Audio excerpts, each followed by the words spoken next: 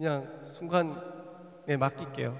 네, 원래는 피아노만 들어가는데 들어오시더라도 그냥 네, 됐죠? 네, 피아노만 가는 겁니다. 네, 피아노만. 자, 네.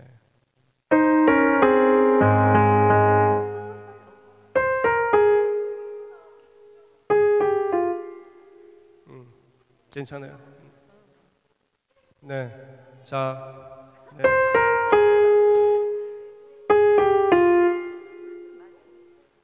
네, 비슷해요.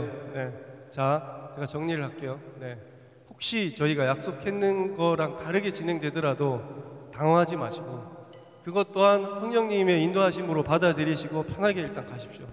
어차피 네, 저희만 아는 거니까 네, 너무 그게 중요한 건 아니에요. 네, 근데 저희가 아무것도 연습하지 않고 하면 정말 그냥 매번 똑같은 찬양만 해야 되니까 여러 시도들을 하는 거니까요. 네, 기도하고 네, 저희 연습 마무리하겠습니다. 네, 기도할게요.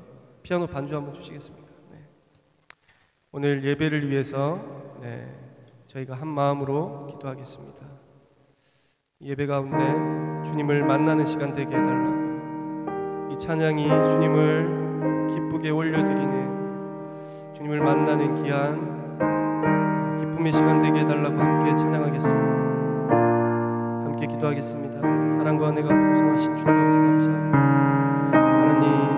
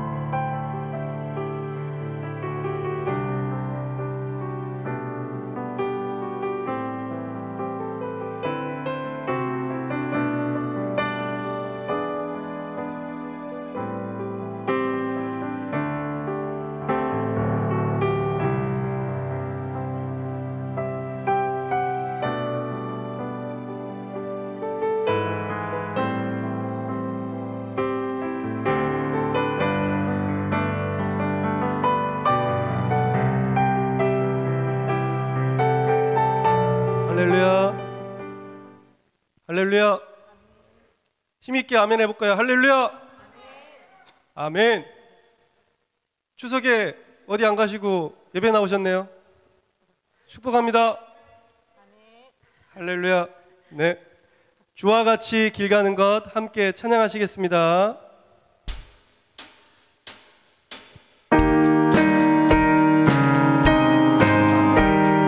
주와 같이 길 가는 것.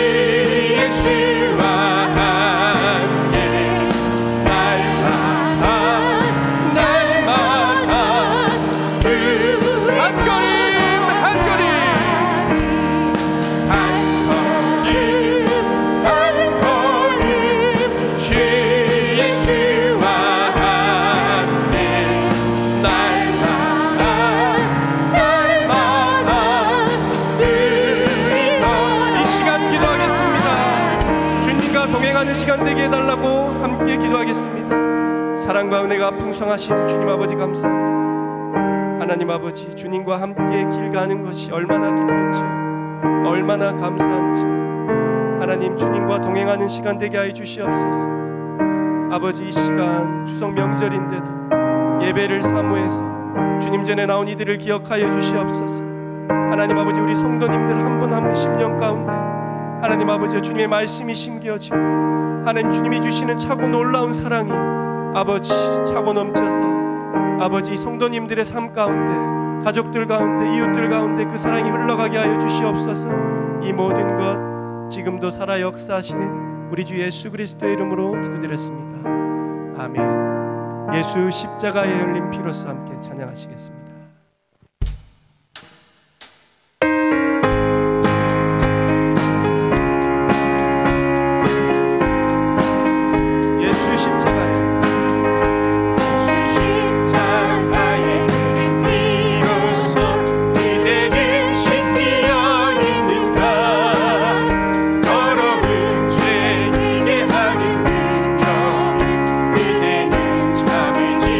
예수의 보혈로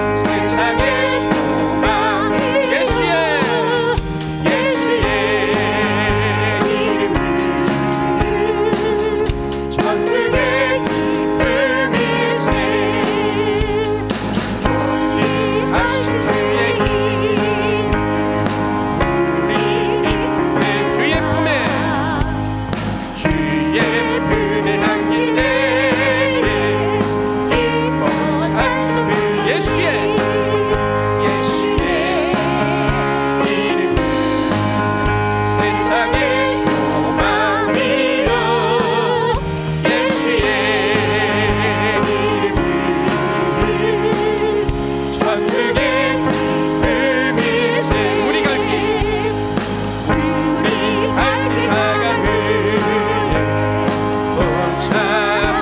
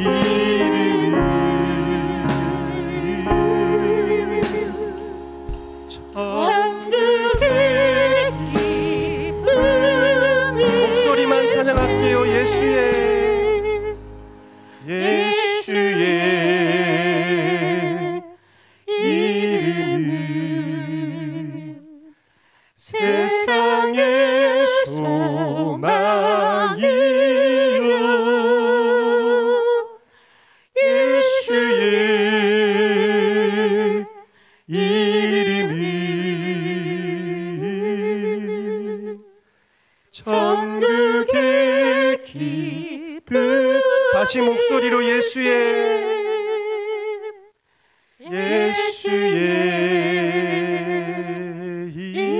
이름은 세상의 소망이요.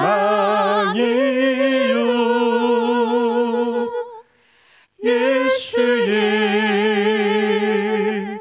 이름은 천국의 기쁨이. 이 시간 기도하겠습니다. 우리가 주님을 만나러 왔습니다. 예배하러 왔습니다. 이 시간 내 마음에 무거운 짐들이 있다면 주님께 내어놓는 시간 되길 축복합니다. 누구에게도 말하지 못하는 이야기가 있다면 이 시간 기도하심으로 주님께 나아가시기를 축복합니다. 함께 기도하겠습니다. 사랑과 은혜가 풍성하신 주님 아버지 감사합니다. 지금도 살아 역사하시는 주님 아버지 감사합니다. 하나님, 이 시간 주님 한 분만 보고 나아가겠습니다. 하나님, 내 힘이 아니라 내 능력이 아니라 내가 아버지 때까지 살아왔던 경험이 아니라 지금도 살아 역사하시는 주님 한 분만 바라보며 나아가겠습니다. 하나님, 내 마음의 무거운 짐들을 이 시간 내어놓고 기도할 때 주님 아버지, 이 시간 그 무거운 짐들이 내려놓아지는 놀라운 경험을 예배 가운데 하게 하여 주시옵소서. 이 모든 것 우리 주 예수 그리스도의 이름으로 기도드렸습니다. 아멘. 자비하신 하나님, 은혜를 감사를 드립니다. 오늘도 주임 전에 나와서 예배할 수 있고 찬양할 수 있고 또한 주님의 말씀을 나눌 수 있게 하심을 감사를 드립니다. 아버지 하나님, 우리가 언제나 주님을 의지하며 또한 주님의 말씀을 사모하며 주님 앞에 예배하기를 간절히 기다리며 나아갈 수 있는 우리들의 마음들이 되어줄 수 있도록 인도하여 주시고 하나님 역사하여 주시옵소서. 추석 명절입니다. 아버지 하나님, 오가는 발걸음들 아버지 하나님 지켜주시고 아버지 하나님, 많은 친지들과 혹 이웃들을 만나는 가운데서도 아버지 하나님의 영광을 드러낼 수 있는 저희들이 되어줄 수 있도록 하나님 붙들어 주시고 인도하여 주시옵소서. 그런 삶을 살게 하실 줄 믿사오며 거룩하신 예수님의 이름으로 감사하며 기도드렸습니다. 아멘. 광고 말씀 먼저 드리겠습니다. 추석 예배, 가정 예배 순서지가 본당 로비 뒤에 3층에 비치되어 있습니다. 가져가셔서 명절에 가족들과 함께 예배하는 시간을 가졌으면 좋겠습니다. 추석 명절 기간 예배 안내입니다. 새벽 기도회는 1, 2부 통합해서 4시 50분에 드려지고요. 오늘 드려지는 수요 예배는 현장 예배와 일부는 현장 예배와 온라인으로 동시에 드리고 저녁 예배는 온라인으로만 이렇게 드려집니다. 금요 예배는 정상적으로 현장 예배와 온라인 예배가 동시에 진행되어집니다. 수원영락교회 카카오톡 채널이 안내가 되었습니다. 여러분들이 이 카카오톡 채널에 가입하시면 모든 그동안 받았던 문자들을 카카오톡을 통해서 받으실 수 있습니다. 또한 이제 다음 주부터 돌아오는 주부터 가정 예배 안내지가 배부가 됩니다. 우리 가정에서 가족들과 함께 보내는 시간이 많아졌는데 그 시간만큼 주님 앞에 더욱더 가정에서 예배하며 나아가는 우리의 모든 수영락의 식구들이 다 되어졌으면 좋겠습니다. 예, 우리 말씀 보겠습니다. 열왕기상 19장 1절에서 8절 말씀입니다. 열왕기상 19장 1절에서 8절 한 절씩 교독하며 나아가겠습니다. 아합이 엘리야가 행한 모든 일과 그가 어떻게 모든 선지자를 칼로 죽였는지를 이세벨에게 말하니 사신을 엘리야에게 보내어 이르되 내가 내일 이맘때에는 반드시 내 생명을 저 사람들 중 한 사람의 생명과 같게 하리라. 그렇게 하지 아니하면 신들이 내게 벌 위에 벌을 내림이 마땅하니라 한지라. 그가 이 형편을 보고 일어나 자기의 생명을 위해 도망하여 유다에 속한 부엘세바에 이르러 자기의 사환을 그곳에 머물게 하고 자기 자신은 광야로 들어가 하룻길쯤 가서 한 로뎀나무 아래에 앉아서 자기가 죽기를 원하여 이르되 여호와여 넉넉하오니 지금 내 생명을 거두시옵소서. 나는 내 조상들보다 낫지 못하니이다 하고 로뎀나무 아래에 누워 자더니 천사가 그를 어루만지며 그에게 이르되 일어나서 먹으라 하는지라. 본즉 머리맡에 숯불에 구운 떡과 한 병 물이 있더라. 이에 먹고 마시고 다시 누웠더니 여호와의 천사가 또 다시 와서 어루만지며 그에게 일어나 먹으라. 내 갈 길을 다 가지 못할까 하노라 하는지라. 이에 일어나 먹고 마시고 그 음식물의 힘을 의지하여 40주 40야를 가서 하나님의 산 호렙에 이르니라. 아멘. 네, 오늘 말씀은 하나님의 밥상으로 힘내십시오 라는 제목을 잡아보았습니다. 말씀을 또 준비하면서 이런 생각이 들었습니다. 하나님은 우리에게 참 공감을 많이 하시는 분이십니다 라는 제목을 붙여도 괜찮을 것 같다라는 생각이 들었습니다. 현재 우리의 삶 가운데 많은 영향을 주고 있는 이 코로나 바이러스로 인해서 우리들의 삶의 모든 영역들은 많이 변화가 일어났고 바뀌어졌습니다. 지금 현재도 그러한 삶들이 계속 진행되어지고 있지요. 우리가 잘 알듯이 학생들은 학교에 가지 못하고 친구들과 선생님을 만나지 못하고 집에서 그냥 단순히 온라인으로 예배하고 수업하고 있는 지금의 실정들이 우리 학생들의 실정이지요. 또한 지금의 추석이지만 나라에서 이렇게 권고했지요. 되도록이면 시골에 가지 말고 고향에 가지 말고 또 여행도 하지 말고 집에서 머물러 달라. 그래서 요즘에 현수막에 이런 것들이 있더라고요. 고향에 오면 불효자, 안 오면 효자, 이런 현수막이 또 많이 시골에 붙어 있다라고 또한 뉴스에 나오기도 했습니다. 또 우스갯소리로 돈만 보내라 마음만 받을게 이렇게 하는 그러한 이야기들도 떠돌기도 하지요. 그만큼 서로를 방문하지 못하고 또한 서로의 얼굴을 대면하지 못하는 시간들이 점차 코로나의 영향으로 인해서 많아진다라는 것이죠. 또한 이것을 통하여서 찾아보고 싶던 그 부모님도 찾아뵐 수도 없고 또한 친지들도 만날 수 없는 그러한 상황에 처해 있는 게 지금의 우리들의 상황인 것 같습니다. 또한 이러한 상황이 있는가 하면 코로나로 인하여서 매우 힘들어진 그러한 사람들도 있습니다. 직장을 잃으신 분들도 있고요. 사업장이 힘들어지신 분들도 있고요. 여러 가지 다양한 증상들이 나타나고 있지요. 그러므로 인하여서 좋은 작용보다는 악한 그러한 작용들이 훨씬 더 지금 많이 일어나고 있습니다. 가정에서 자녀들과 또한 부모들이 함께 있는 시간이 많아지면 오히려 좋은 것인데 그것이 아무런 잘못된 영향 없이 부모가 직장을 잃지 않거나 사업장이 어려워지지 않거나 오히려 과거보다 훨씬 나아진 상황에서 함께 가정이 있으면 큰 문제가 되지 않는데 오히려 더 사회적으로 어려워지고 힘들어진 상황에서 가정이 함께 모여 있다 보니 다툼도 잦아지고 싸움도 잦아지고 서로를 향한 스트레스가 너무나도 많이 넘쳐나고 있는 것이 지금의 상황이 아닌가 생각되어집니다. 미국에서는 코로나 이혼이라는 명칭이 생길 정도로 이혼율이 굉장히 많이 급증했다라는 그러한 뉴스를 본 적도 있습니다.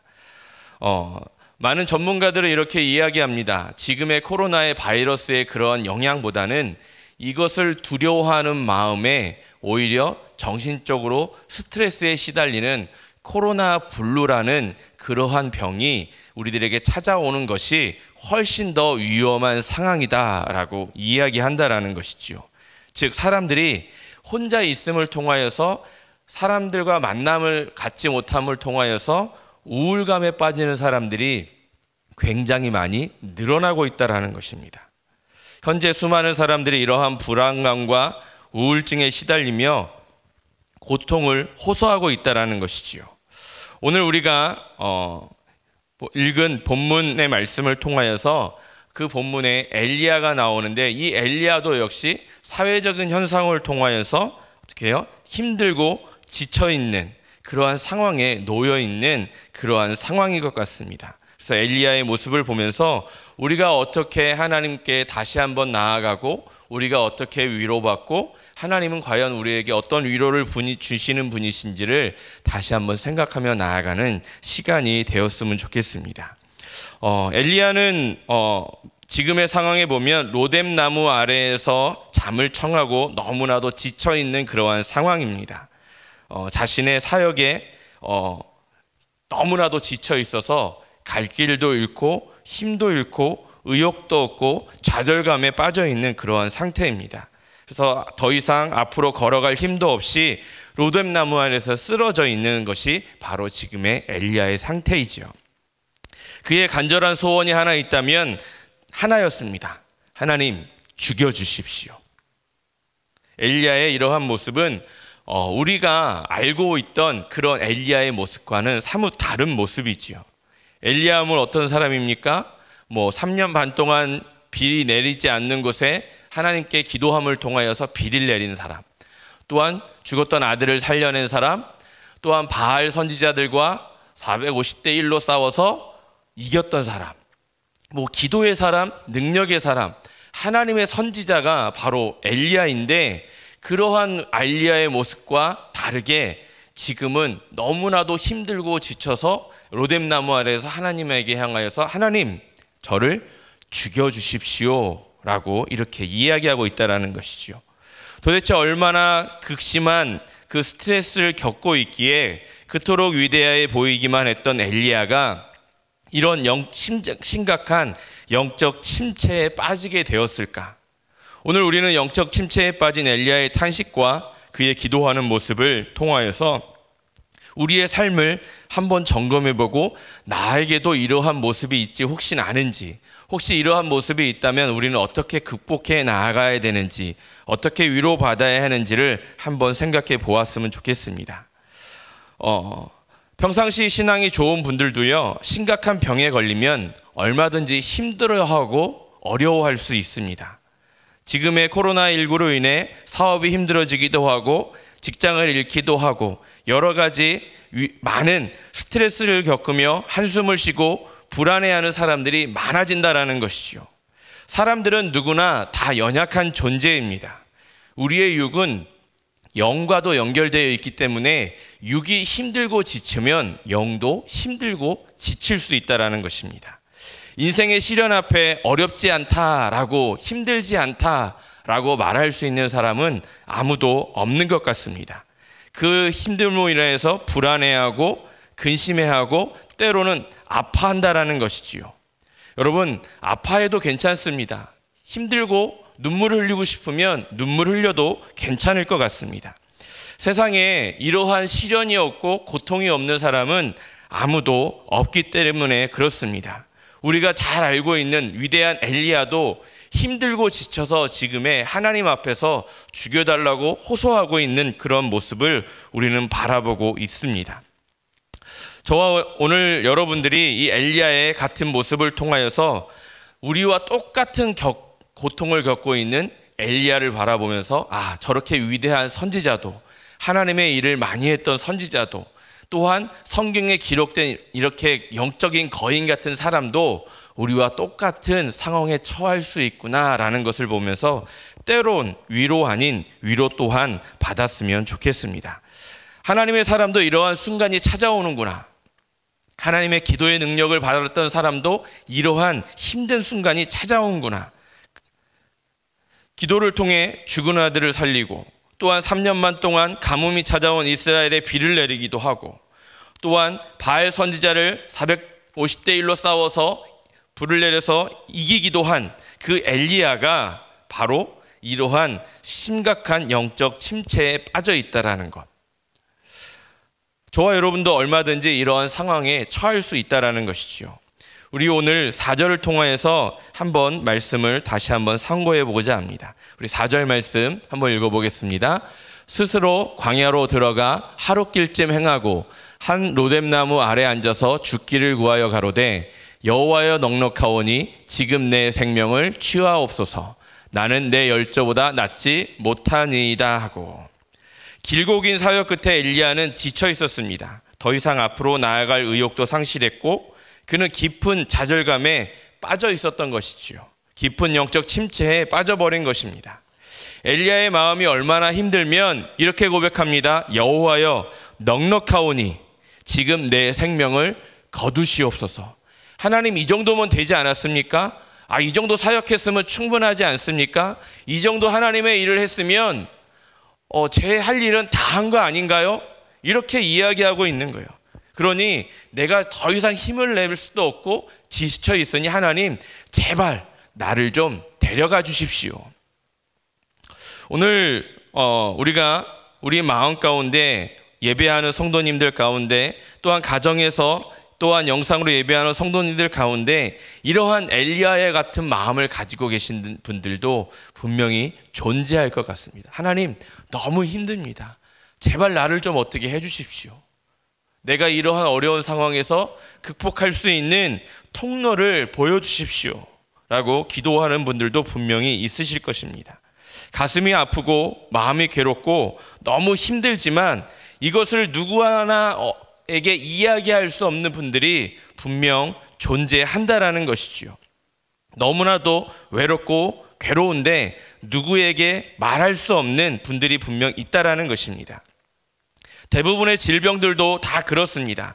영적 침체라는 것도요, 뭔가 우리에게 어떠한 예고와 신호를 주고 찾아오지 않습니다. 자신도 모르게 어느 순간 영적 침체와 우울증을 겪고 있다라는 것입니다. 우리가 건강검진을 이렇게 주기적으로 하지 않으면 내 몸에 이상이 있다라는 것을 잘 알 수 없는 그러한 상황이 처해진다는 것이죠. 어느 날 몸이 조금 이상해서 병원에 갔는데 내가 알 수 없는 그러한 암이 생겼다든가 다른 고치지 못할 질병이 이미 나에게 찾아와서 내 몸을 다 휘감고 있다는 그러한 것들을 우리는 자주 접하기도 합니다. 영적 침체도 역시 마찬가지다라는 것이죠. 우리가 나도 모르는 사이에 나의 삶 가운데 나의 영적인 그런 상황 가운데 이러한 우울증을 가져온 사람들도 분명히 있다라는 것입니다.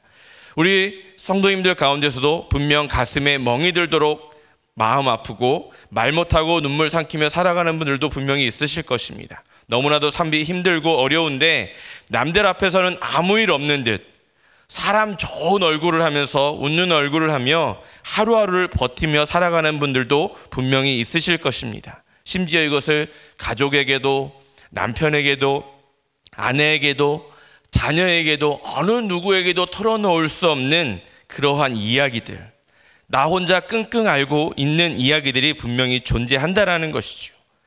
몹시 지치고 힘든 날에는 누군가에게 위로받고 싶지만 누군가에게 털어놓을 수 없는 그 한 사람이 없는 경우가 우리들은 너무나도 많이 있다라는 것입니다. 너무나도 마음이 힘들고 무거운 날 나를 위로해주는 사람이 한 사람도 없을 때 우리는 너무나도 힘든 외로움과 쓸쓸함을 경험하게 되는 것 같습니다. 제가 가정에서도 이런 부분이 굉장히 약한 것 같아요.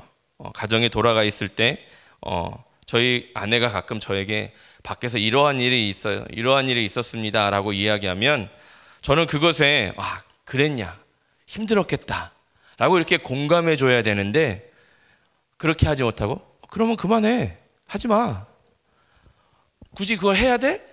이렇게 공감하지 못하고 오히려 면박 주고 핍박 주는 일, 또한 이렇게 힘들은 일이 있었다고 이야기하면 오히려 그것에 공감해, 이렇게 해야지, 그때는 이렇게 했어야지, 오히려 답을 이야기해 주는 그러한 경우들이 저의 삶 가운데서 굉장히 많이 있다라는 것이죠. 공감해 주어야 할 때 공감해 주지 못하는, 그래서 그랬구나, 그랬었구나, 힘들었겠다 라고 이렇게 이야기해 줘야 되는데도 불구하고 이미 그것을 이야기하는 사람은 답을 다 알고 있잖아요. 어떻게 해야 되는지. 근데 단순히 공감을 바라고 이야기한 건데 답을 이야기하면 이미 그것을 이야기한 사람은 기분 상하고 더 이상 이야기하고 싶지 않은, 그것을 인해서 오히려 싸움이 벌어지는 일들도 많이 일어났다라는 것이죠. 엘리야도 마찬가지였던 것 같습니다. 자신이 나름 하나님의 일을 하는 사람이고 기도도 많은 능력을 보여준 사람이었기에 누구에게 자신의 이야기를 아마 하기가 꺼려졌을 거예요. 뭐 지금도 그렇지만 과거에도 그랬잖아요. 뭐 사역을 하는 사역자들, 뭐 목회자들, 때로는 하나님의 일을 하는 어떠한 그러한 교회의 중심의 리더에 서 있는 사람들, 일을 하면서 정말 힘들고 어렵다 성도들에게 이야기하면 그것에 대해 공감해 주길 원하는데 사역자니까 그렇죠. 기도하세요. 기도하는 거 다 압니다. 그렇죠? 그래야 극복했는 거 다 암에도 불구하고 공감해 주길 원하는데 오히려 믿음이 없어 보이는 그러한 경우들이 많이 있다라는 것이죠. 오늘 본문 속에서도 엘리야도 그랬던 것 같습니다. 엘리야는 혼자였습니다. 누가 엘리야의 이야기를 들어주는 사람이 없었다라는 것이죠. 엘리야는 누구에게 자신의 속마음을 털어놓을 수가 없었습니다. 오늘 우리가 사는 이 시대의 가장 큰 아픔은 힘들 때 찾아가서 내 마음의 보따리를 풀어놓고 마음껏 울면서 이야기할 대상이 없다라는 것입니다. 지금 현재를 살아가는 우리에게 이 한 사람이 없다면 이것이 어쩌면 우리들에게는 가장 큰 아픔으로 다가올 때도 있다라는 것입니다. 성경을 자세히 보면 위대한 사람들도 다 이러한 영적 침체를 겪으면서 나아갔다는 것을 우리는 잘 알고 있습니다. 이러한 영적 침체를 벗어나는 데는 사람들의 방법과 또한 생각이 다 다릅니다. 왜냐하면 사람마다 기질과 습관이 다 다르기 때문에 그렇습니다. 그래서 그 사람에게 왜 영적 침체가 일어났는지를 한마디로 정의 내리기가 어렵습니다. 그러나 어떤 이가 겪고 있는 슬픔을 자세히 듣고 살피다 보면 우리의 삶과 어느 정도 비슷한, 나의 삶과 비슷한 공통점도 발견할 수 있게 되어진다는 것이죠. 그래서 우리는 때로는 어떤 사람들은 영화를 보면서 힐링을 하기도 하고, 또한 바다를 보면서 힐링을 하기도 하고, 사람들과 대화를 통해서 자신의 그러한 고민들을 해결하는 사람들도 있죠. 다양하게 어떤 것이 답이다라고 정해져 있지 않는 만큼 자신의 그 기질과 상태에 따라서 그것들을 해결해내는 과정들은 다 다르다라는 것입니다. 엘리야의 경우 왜 영적 침체가 찾아왔습니까? 그 원인을 살펴보아도 오늘 말씀에 보면 이렇게 이야기합니다. 우리 열왕기상 1절과 2절 말씀을 한번 같이 읽어보겠습니다. 아합이 엘리야의 무릇 행한 일과 그가 어떻게 모든 선지자를 칼로 죽인 것을 이세벨에게 고하니, 이세벨이 사자를 엘리야에게 보내어 이르되 내가 내일 이맘때에는 정녕 내 생명으로 저 사람들 중 한 사람의 생명 같게 하리라. 아니하면 신들이 내게 벌 위에 벌을 내림이 마땅하니라 한지라.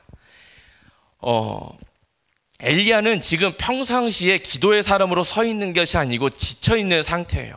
그러한 상태에서 영적으로 힘들어하고 있는, 마치 우울증과 같은 그러한 상태를 겪고 있는 상태에서 자신의 집에 이러한 편지가 도착한 겁니다. 이세벨에게로부터 내가 너를 죽일 것이다. 이것을 이렇게 예로 들 수 있을 것 같습니다. 우리가 역사 드라마를 보면 미워하는 사람에게 어떠한 사주단자라고 하나요? 그러한 것을 보내서 인형의 집을 만들어서 보내고 거기에 막 심장에 칼을 꽂고 그것을 땅에 묻어두기도 하고 막 혈서를 써서 보내서 그 사람에게 보내기도 하는 그러한 상황이었던 것 같습니다. 마치 그 편지를 받았을 때 영적으로 건강해 있으면, 육체가 튼튼한 상태에 있으면 이런 누가 장난을 쳤어 이렇게 하고 넘어갈 수도 있지만, 자신의 상황이 너무 힘들고 우울감에 빠져 있고 너무나도 좌절하고 낙심하고 있는데 그러한 편지를 받으면 여러분 어떨 것 같습니까? 나와 관계된 사람들, 또한 내 주변에서 보이는 사람들이 마치 그러한 편지를 보낸 것 같은 느낌을 받는 것이 바로 지금의 엘리야의 상태였던 것 같아요. 그래서 그 편지를 듣고 엘리야는 어떤 행동을 취합니까? 하나님 앞에 평소 같으면 우리가 하나님께 기도해야 되는 거 아니야? 라고 이렇게 생각할 수 있지만 3절 말씀에 보면 이렇게 이야기합니다. 저가 이 형편을 보고 일어나 그 생명을 위하여 도망하여 유다에 속한 부엘세바에 이르러 자기의 사환을 그곳에 머물게 하였다라고 이야기합니다. 뭐라고 이야기합니까? 저가 이 형편을 보고 자기의 상태가 너무나도 안 좋다라는 것이죠. 그래서 이것을 보고 그냥 넘길 수 있는 상태가 아니에요. 그래서 자기의 생명을 위하여 도망하였다라고 기록하고 있다는 것이죠. 엘리야도 인간이기에 자신이 너무나도 상태가 안 좋기에 이세벨의 여왕이 자신을 죽이겠다고 협박을 하니까 두려워졌다라는 것입니다. 용맹스러웠던 엘리야, 기도로 모든 것을 이겼던 엘리야가 아니라 두려운, 단순히 그냥 한 사람의 사람으로서 돌아가서 여왕이 자신을 죽이겠다고 하는 그 말을 접하여 듣자마자 자신의 생명을 유지하고자 어떻게 해요? 광야로 도망쳤다라는 것이죠. 우리의 삶에 찾아오는 두려움은 이러한 영적 침체와 함께 찾아오는 하나의 현상입니다. 이 코로나로 인해서 급격하게 늘어나는 병 한 가지가 있습니다. 공황장애라는 거예요. 여러분들이 공황장애라는 병을 아시는 분들도 있겠지만 모르시는 분들을 위해서 공황장애라는 것은 공황 발작이라는 현상으로 찾아오는데요. 이게 뭐냐면 내가 그냥 평상시 아무렇지도 않게 일생생활을 하다가 이러한 발작이 찾아오면 모든 사람들이 나를 공격하는 것처럼 느껴진다는 거예요. 내가 잘 알던 사람도 친하던 사람도 내 앞에 있는데 그 사람이 나를 죽일 것만 같은 그러한 느낌을 받는다라는 것이죠. 그래서 때로는 가슴이 답답해지기도 하고 숨이 차오기도 하고 온몸에 땀이 나기도 하고 당장 죽을 것만 같은 불안 증상이 찾아오는 것을 공황장애라고 합니다. 이것은 일반 사람들에게도 많이 나타나지만 연예인들에게 가장 많이 찾아온다고 합니다. 그래서 불현듯 연예인들이 활동을 중단하는 것이 바로 이 공황장애 때문에 찾아온다는 것이죠. 그 순간을 못 이겨내면 극단적인 선택을 하는 사람들이 생겨난다는 것이죠. 두려움이라는 것이 사람을 얼마만큼 망가뜨릴 수 있냐라고 하면 자신의 모든 생애를 놓아버리는 그러한 순간을 맞이할 만큼 무섭고 두려운 것이 이 공황장애라는 것입니다. 영적 침체에 빠지면 우울감이 찾아오면 두려움이 조절이 안 돼서 죽고 싶다라는 거예요. 그래서 지금 엘리야가 하나님에게 이러한 것을 고백하고 있는 거예요. 어쩌면 엘리야는 지금 이러한 공황장애와 우울증을 겪고 있을 수도 있습니다. 심리학적으로 살펴보면 그러한 상황에서 하나님 앞에 하나님 저 힘들어서 죽겠습니다. 제발 죽여주십시오. 엘리야는 그런데 말씀을 보면 그의 사역을 살펴보면 한 번도 어떻게 해요? 자신의 있던 사환과 떨어져서 사역을 한 적이 한 번도 없었는데 오늘 말씀에 보면 하반절에 이렇게 기록합니다. 사환을 그곳에 머물게 하였다라고. 사환과 떨어졌다라는 거예요. 그러면 지금의 상황이 이 사환까지도 못 믿는 상황이 됐다라는 거예요. 즉 공황장애와 같은 그런 상황이 엘리야에게 찾아왔다라는 것이죠. 늘 자신과 함께 붙어서 사역하던 그 사환까지도 떨어뜨려서 스스로 혼자 광야로 하루길쯤 떨어져서 숨어 들어갔다라고 이야기하고 있는 것이거든요. 오늘 본문에서 그는 처음으로 자기 사환을 부엘세메에 머물게 하고 혼자 광야로 들어가 버렸습니다. 아무도 자기를 찾지 못하도록 세상과 단절해 버리는 그러한 상황이다라는 것이죠. 누구도 자신에게 도움이 되지 않는다라고 생각하고 있다라는 거예요. 그에게 영적인 침체가 극도로 심하게 찾아왔다라는 하나의 반증이 되어지는 것입니다. 그런데 엘리야는 지금 사람이 싫고 공황장애 같은 상황에서 혼자 있고 싶어서 더 깊은 광야로 하루길쯤 들어갔다는 것입니다. 우리 4절 말씀 한번 다시 보도록 하겠습니다. 스스로 광야로 들어가 하루길쯤 행하고 한 로뎀나무 아래에 앉아서 죽기를 구하여 가로되 여호와여 넉넉하오니 지금 내 생명을 취하옵소서 나는 내 열조보다 낫지 못하니이다 하고 로뎀나무 아래에 앉은 엘리야 그의 간절한 소원은 한 가지였습니다. 하나님 죽여주십시오. 사는 게 너무나도 힘들다라는 것이죠. 이제 더 이상 사역을 할 힘도 없고 더 이상 살아갈 힘도 없다라고 하나님 앞에 고백하고 있는 것이죠. 그런데 여러분 분명히 알아야 할 것은 우리가 정말 죽고 싶다라고 하는 사람들의 그 이야기는 반대로 저 정말 살고 싶습니다라는 이야기다라는 그만큼 힘들고 어렵다라는 것을 이렇게 표현한다는 것이죠. 엘리야는 하나님 저 죽고 싶습니다 라는 이 말은 하나님 저 정말 살고 싶습니다 라는 외침이라 다름이 없다라는 것이죠. 그런데 너무나도 살고 싶은데 더 이상 이렇게는 못 살겠다라고 이야기하는 거예요. 못 버티겠다라고 이야기하는 것이죠. 그래서 이 문제를, 이 처한 상황을 해결해 달라고 기도하고 있는 것입니다. 여러분, 혹시 우리 주변에 이러한 분들이 있으십니까? 더 이상 못 살 것 같다. 이렇게는 힘들어서 안 될 것 같다. 겉으로는 나 죽여주세요 하고 외치지만 실제로는 그 사람에게, 그 이야기를 하는 사람에게 도움의 손길을 뻗치고 있는 것이죠. 하나님에게 도움의 손길을 엘리야는 뻗치고 있는 것입니다. 그런 그의 마음을 이 세상 누구보다도 잘 아시는 하나님께서 천사를 보내어 5절에 엘리야에게 이렇게 위로하십니다. 5절 말씀을 읽어보겠습니다. 로뎀나무 아래 누워 자더니 천사가 어루만지며 이르되 일어나서 먹으라 하는지라. 엘리야는 여태까지 쉼없이 달려왔던 그러한 사역자입니다. 많은 힘을 쏟으며 달려왔습니다. 하늘에서 비를 내리기를 기도할 때도 그랬고, 또한 바알 선지자들과 싸움하며 기도할 때도 그랬고, 모든 사역에 헌신의 힘을 다했던 그 사람이 바로 엘리야였지요. 그렇기에 육체가 힘들어졌습니다. 육체가 힘들면 영적으로도 힘들어질 수 있다고 했습니다. 하나님은 그런 엘리야에게 천사를 보냈습니다. 천사를 보내서 어떻게 했습니까? 야, 기도해야지. 네가 그럼 이러고 있으면 어떡해? 라고 책망하지 않습니다. 그를 위로해 주시지요. 5절 말씀에 로뎀나무 아래 누워 자더니 천사가 어루만지며 이르되 일어나서 먹으라 하는지라. 누군가 나에게 와서 힘들다고 했을 때 하나님은 엘리야의 마음에 그랬구나, 힘들었겠구나 라고 공감해주고 있으신 거예요. 힘들었으니 이것을 먹어라. 6절 말씀을 이렇게 나와 있습니다. 본즉 머리맡에 숯불에 구운 떡과 한 병 물이 있더라. 이에 먹고 마시고 다시 누웠더니. 여러분, 한번 상상해 보십시오. 내가 힘들고 지치고 누워 있는데 누군가 나에게 위로해주고 쓰다듬어주고 또 힘들고 지쳐 있을 때 먹을 것을 갖다 주고, 그것을 상상해 보면 엘리야는 아마 그 밥상을 보고 차린 메뉴는 별 볼 일 없었지만 아마 많은 위로와 또한 그 눈물을 흘리지 않았을까 생각합니다. 여러분, 가장 맛있는 밥은 어떤 밥상일까요? 저희 아내에게 그걸 물어봤더니 남이 차려준 밥상이다라고 이야기하더라고요. 남이 차려주면 어떤 것도 맛있대요.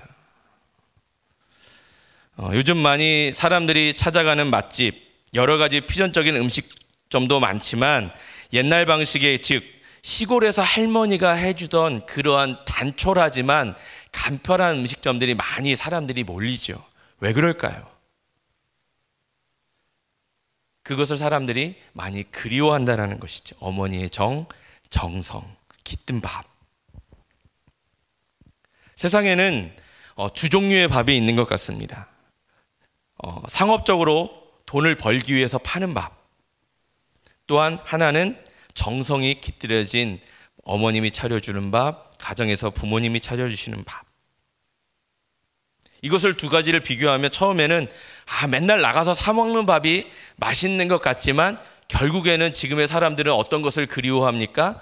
부모님이 차려주는 밥상을 엄청 그리워하거든요. 또한 그러한 밥집에 사람들이 엄청 많이 붐빕니다. 별거 차린 것 없어도 굉장히 맛있고 또한 굉장히 그리워지는 밥상이기도 하죠. 왜 그렇습니까? 어머니께서 나를 위해서 정성스럽게 차려주신 정성의 손길이 들어있는 밥상이기 때문에 그렇습니다. 제가 가끔 집에 갈 때 전화할 때가 있습니다. 오늘 밥은 뭐야? 라고 이렇게 물을 때가 있습니다. 그러면 나는 오늘 밥이 없고 다른 사람이 차려준 밥이 먹고 싶다라는 답을 들을 때가 많이 있습니다. 착잡하기는 하지만 그날은 외식하는 날이었습니다. 오늘 엘리야는 누가 차려준 밥상에 앉아 있습니까? 천사가 차려준 밥상입니다. 천사는 누구를 대신해서 왔습니까? 하나님께서 직접 엘리야를 위로하시기 위해서 보내신 것이지요. 그 밥상의 메뉴는 어떻습니까? 숯불 구운 빵 하나, 물 한 병의 물. 너무나도 초라하지만 그 밥상에는 하나님의 사랑이 깃들어 있다라는 것이지요. 엘리야도 아마 바로 먹지 못하고 잠시 주저주저 하지 않았을까 생각되어집니다. 우리 7절 한번 말씀 읽어보겠습니다. 여호와의 사자가 또다시 와서 어루만지며 이르되 일어나서 먹으라.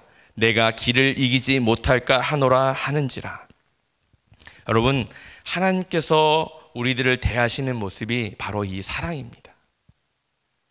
우리 하나님은 우리들을 통하여서 우리가 아파하고 괴로워하는 모습을 그냥 멀리서 바라보시고 이렇게 해야지 하고 책찍질하시는 분이 아니라 공감하시고 위로해 주시고 상을 차려주시는 분이다라는 것이죠. 그래서 우리의 몸이 건강히 영원히 회복되어서 나아가기를, 살아가기를 원하시는 분이 우리의 하나님이십니다. 여러분, 우리에게도 너무나 친숙한, 우리가 늘 새벽마다 외우고 있는, 어떠한 때마다 외우고 있는 시편 23편 4절에서 6절 말씀이 있습니다. 우리 다 같이 한번 읽어보도록 하겠습니다.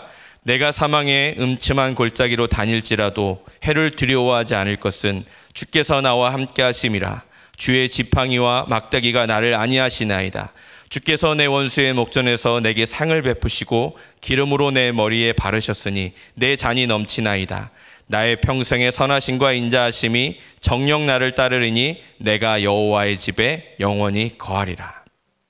여기 등장하는 시편 23편 5절에 다윗이 주께서 원수의 목전에서 내게 상을 베푸셨다라고 이야기합니다. 여러분, 이 상은 싸워서 이겨서 얻을 수 있는 상, 누구와 경쟁해서 얻는 그 상이 아니라 바로 테이블을 의미합니다. 밥상을 의미한다는 것이죠. 하나님은 하나님의 자녀들에게 힘을 얻도록 하기 위하여서 직접 상을 차려주시는 분이 바로 우리의 하나님이십니다. 하나님은 우리가 연약하다고 내치시는 분이 아니라, 버리시는 분이 아니라 우리의 연약함을 감싸 안으시고 우리를 포기하지 않으시고 끝까지 사랑하시는 자비로우신 분이 우리의 하나님이다라는 것이죠. 여러분, 이 하나님의 위로를 받은 엘리야는 어떻게 행동했다고 합니까? 우리 8절 말씀 한번 다 같이 읽어보겠습니다. 이에 일어나 먹고 마시고 그 음식물의 힘을 의지하여 40주 40야를 가서 하나님의 산 호렙에 이르니라. 엘리야는요, 하나님께서 베풀어 주신 빵과 물을 먹고 남은 사역을 다 마무리를 잘 지었다라는 것이죠. 그가 자신의 처한 영적 침체, 곧 두려움과 우울증을 이겨내고 공황장애 같은 것을 이겨내고 하나님의 길을 걸어갔다라고 기록하고 있습니다. 사랑하는 성도 여러분, 우리에게 가끔 이러한 영적 침체와 위기와 힘듦이 분명 찾아올 수 있습니다. 인생이, 세상이 우리에게 돌을 던져서 그 돌에 맞고 우리가 쓰러질 수도 있습니다. 그러나 분명한 것은 하나님은 그러한 우리에게 위로하시고 또한 상을 차려주시고 또한 우리를 자비로 감싸주시는 분이라는 것입니다. 더 이상 쓰러져 있게 그냥 그것을 내버려두고 버려두시는 분이 아니라 우리와 함께 걸어가기를 원하시는 분이 바로 우리의 하나님이십니다. 저와 여러분이 남은 이 추석 기간, 이제 시작되는 추석 기간도 또한 우리의 삶에 다가오는 여러 가지 어려움들도 우리와 언제나 함께하고 계신 하나님, 우리를 위로하시는 하나님, 우리를 사랑하시는 그 하나님을 바라보며 나아가서 우리의 삶이 다하는 그 날까지 엘리야처럼 주님이 주시는 그 상으로 인하여서, 밥상으로 인하여서 힘을 내고 한 걸음 한 걸음 걸어 나아갈 수 있는 저와 여러분이 다 되었으면 좋겠습니다. 삶에 지친 우리 모두가 주님께서 베푸신 삶의 놀라운 그 은혜의 밥상을 먹고 다 같이 다시 한번 힘을 내고 한 걸음 한 걸음 전진하며 나아갈 수 있는 저와 여러분들이 다 되어졌으면 좋겠습니다. 기도하겠습니다.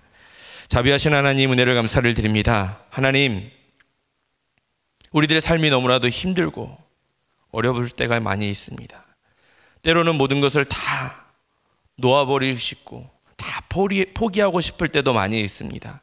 하나님, 지금의 상황이 또한 우리를 더욱더 힘들게 할 수도 있습니다. 하나님, 그러나 우리가 주님을 바라보게 하여 주시고 우리의 항상 옆에서 우리를 위로하고 계시는, 우리에게 등을 두드려주고 계신, 우리에게 상을 차려주시는 그 위로의 하나님을 경험하며 나아갈 수 있도록 주님 우리를 붙들어 주시고 함께하여 주시옵소서. 우리 이 시간 이렇게 기도했으면 좋겠습니다. 하나님, 내가 이것이 너무 힘듭니다. 하나님, 내가 이것이 너무나도 어렵습니다. 하나님, 내가 이것을 인하여서 모든 것을 다 내려놓고 싶을 만큼 어려운 마음이 있습니다. 하나님, 나에게 아버지 하나님 위로하여 주시고 찾아와 주시고, 아버지 하나님 엘리야가 주님이 차려주신 그 숯불 아버지 빵 한 덩이와 아버지 물 한 병을 통하여서 아버지 모든 다시 사역을 아버지 마무리했던 것처럼 우리의 삶 가운데 찾아와 주셔서 내가 주님이 주시는 그 밥상을 먹고 아버지 그 빵을 먹고 그 물을 먹고 다시 한번 하나님의 일을 하며 나아갈 수 있는 믿음의 사람들이 되게 달라고 우리 시간 다 같이 주여 몸을 짚고 기도하며 나아가도록 하겠습니다. 기도하시겠습니다. 주여, 아버지 하나님 은혜를 감사를 드립니다. 하나님, 아버지 엘리야를 통하여서 우리의 삶을 아버지 다시 한번 점검하며 아버지 바라보며 나아갑니다. 너무나도 힘들고 아버지 어려운 상황 가운데 있는 아버지 우리의 성도들이 있습니다. 또 우리 자신들의 마음이 있습니다. 아버지 그 아버지 어려운 것들을 아버지 다시 한번 주님이 차려주시는 그 상을 통하여서 아버지 하나님 주님이 주시는 그 빵과 물 한 병을 통하여서 아버지 우리가 다시 한번 힘을 내고 아버지 나아갈 수 있도록 아버지 지친 우리를 아버지 옆에 와서 쓰다듬어 주시고 다스려 주시고 또한 아버지 위로해 주신 토닥거려 주시는 그 아버지 하나님 우리가 경험하며 나아갈 수 있도록 아버지 하나님 주님이여 인도하여 주시고 아버지 하나님이여 역사하여 주시옵소서. 그래서 그 아버지 은혜를 아버지 힘입어서 다시 한번 일어나서 아버지 한 걸음 한 걸음 전진하며 나아갈 수 있는 아버지 우리의 삶의 모습이 되어줄 수 있도록 하나님 우리를 붙들어 주시고 아버지 하나님이여 인도하여 주시옵소서. 아버지 우리가 연약합니다. 아버지 나약합니다. 그러기에 때로는 쓰러지고 넘어지고 아버지 엘리야가 고백하는 것처럼 아버지 하나님 나를 죽여주십시오. 아버지 내가 아버지 아무것도 할 수 없습니다 라고 고백한다 할지라도 아버지 우리에게 찾아와서 위로하신 하나님, 아버지 우리에게 아버지 사랑으로 속삭이신 하나님, 그 아버지 하나님을 경험하며 나아갈 수 있는 아버지 우리의 삶이 되어줄 수 있도록 하나님이여 우리를 붙들어 주시고 아버지 하나님이여 역사하여 주시옵소서. 그 아버지 하나님을 의지하며 아버지 주님 앞에 아버지 이로됨 나무 안에서 엘리야가 기도했던 것처럼 기도의 무릎을 꿇게 하여 주시고 아버지 하나님 앞에 우리의 모습을 다시 한번 아버지 점검하며 나아갈 수 있는 아버지 우리 시간들이 되어줄 수 있도록 아버지 하나님이여 역사하여 주시옵소서. 그럴 때 주님이 주시는 그 은혜를 통하여서 다시 한번 힘을 내서 아버지 한 걸음 한 걸음 걸어 나아갈 수 있는 우리의 모습들이 되어줄 수 있도록 아버지 하나님이여 역사하여 주시고 아버지 하나님이여 인도하여 주시기를 원합니다. 하나님이 함께하여 주시옵소서. 우리 시간에 한 번만 더 기도하겠습니다. 추석 명절이 시작되었습니다. 아버지 이 명절로 인하여서 많은 식구들을 만나게 되고 가족들을 만나게 되고 또한 여러 친지들을 만나게 되고 이러한 상황 가운데 우리의 마음이 아버지 지쳐 있으면 우리의 육체가 지쳐 있으면 어떤 말들도 받아들일 수 없고 때로는 그것이 다툼으로 때로는 그것이 아버지 여러 가지 아버지 갈등으로 나타나기도 합니다. 아버지 하나님 우리의 마음과 아버지 육체를 회복하게 하여 주셔서 아버지 이 추석 명절을 통하여서 우리의 가족들의 모든 관계가 다시 한번 회복되어지며 아버지 갈등이 아버지 아물어지며 모든 문제들이 극복되어지는 시간 되게 달라고 또한 오가는 모든 발걸음 가운데 아버지 하나님께서 안전하게 지켜주셔서 아무 사고 없이 이 명절이 잘 지나가게 달라고 우리 다시 한번 주여 한번 부르짖고 기도하며 나가겠습니다. 기도하시겠습니다. 주여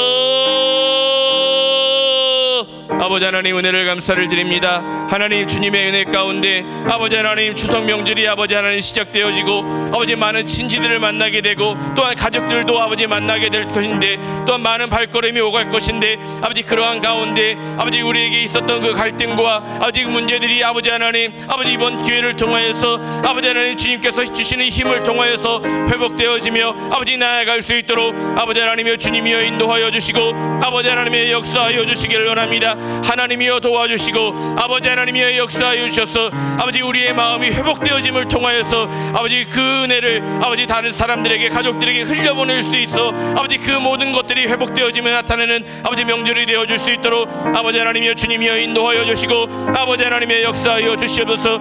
또한 오가는 발걸음들 아버지 하나님 주님 안전하게 지켜주시고 아버지 그 발걸음 가운데 아무 사고 없이 아버지 하나님 모든 성도들이 안전하게 아버지 다시 한번 주님 앞에 모여서 예배하는 날이 다가올 찾아올 수 있도록 아버지 하나님의 주님이여 인도하여 주시고 아버지 하나님의 역사하여 주시기를 원합니다. 하나님이여 도와주시옵소서. 하나님이 함께하여 주시옵소서. 그 아버지 하나님의 은혜를 맛보는 아버지 명절이 되어줄 수 있도록 아버지 하나님 주님이여 인도하여 주시고 역사하여 주시기를 원합니다. 자비하신 하나님 은혜를 감사를 드립니다. 아버지 하나님, 우리의 삶 가운데 늘 찾아오시고 우리를 위로하여 주시고 우리에게 상을 차려주시는 그 아버지 하나님, 우리가 아버지 그 아버지 하나님을 느끼게 하시고 아버지 하나님 그 아버지 하나님을 의지하게 하여 주시고 그 아버지 하나님 주시는 그 은혜로 다시 한번 힘을 내고 우리의 모든 것들이 회복되어져서 나아가는 시간들이 되어줄 수 있도록, 명절이 되어줄 수 있도록 주님 인도하여 주시옵소서. 그래서 그 은혜를 우리의 가족들과 친지들에게 흘려보내며 아무 사고 없이 아버지 하나님 모든 것들이 잘 마무리되어져서 다시 한번 모여서 주님 앞에 예배할 수 있도록 주님 인도하여 주시고 역사하여 주시옵소서. 아버지 하나님 정성권 예물을 드렸습니다. 드려진 예물 위에 하나님 함께해 주시고 예물이 쓰이는 곳마다 아버지 하나님의 그 은혜가 아버지 그 상이 많은 사람들에게 차려지며 선포되어 줄 수 있도록 주님 인도하여 주시고 역사하여 주시옵소서. 받쳐진 손길 위에도 함께하여 주시고 이 예물이 아버지 정말로 드릴 때마다 날마다 주님 앞에 더 많이 드리고도 아버지 남음 있는 풍성함을 더하여 주시옵소서. 함께하여 주를 믿사오며 거룩하신 예수님의 이름으로 감사하며 기도드렸습니다. 아멘. 하늘에 계신 우리 아버지여, 이름이 거룩히 여김을 받으시오며 나라가 임하시오며 뜻이 하늘에서 이루어진 것 같이 땅에서도 이루어지이다. 오늘날 우리에게 일용할 양식을 주시옵고 우리가 우리에게 죄 지은 자를 사하여 준 것 같이 우리의 죄를 사하여 주시옵고 우리를 시험에 들게 하지 마시옵고 다만 악에서 구하시옵소서. 나라와 권세와 영광이 아버지께 영원히 있사옵나이다. 아멘.